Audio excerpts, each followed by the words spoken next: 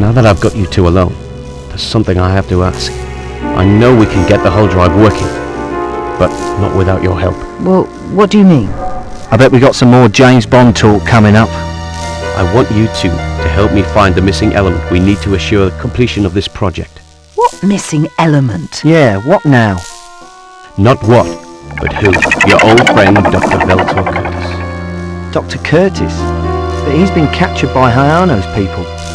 What you're saying is you think we need Dr. Curtis to get the whole drive working?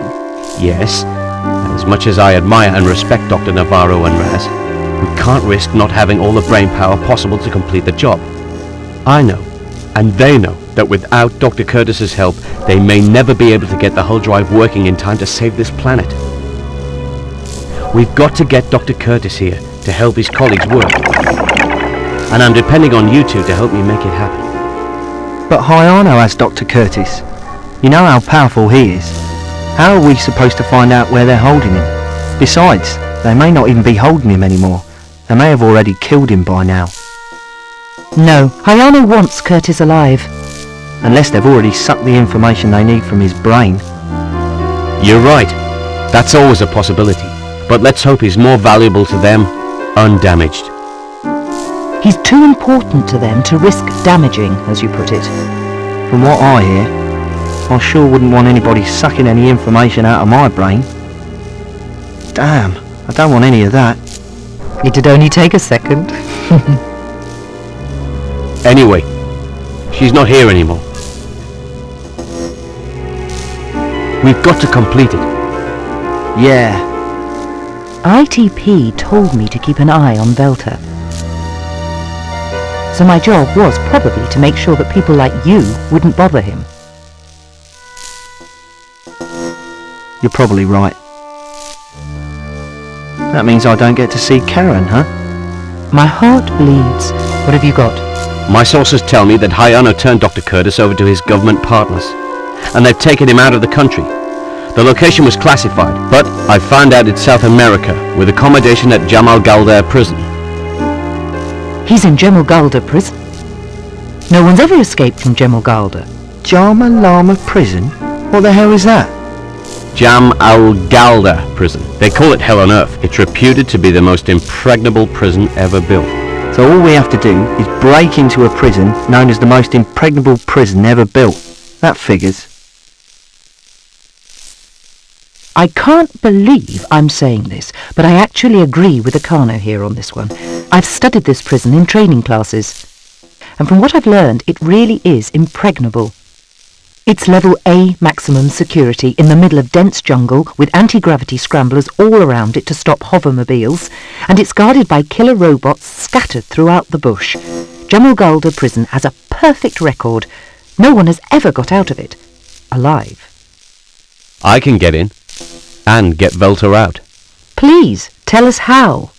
Yes. Yes. Take a look at the holomap.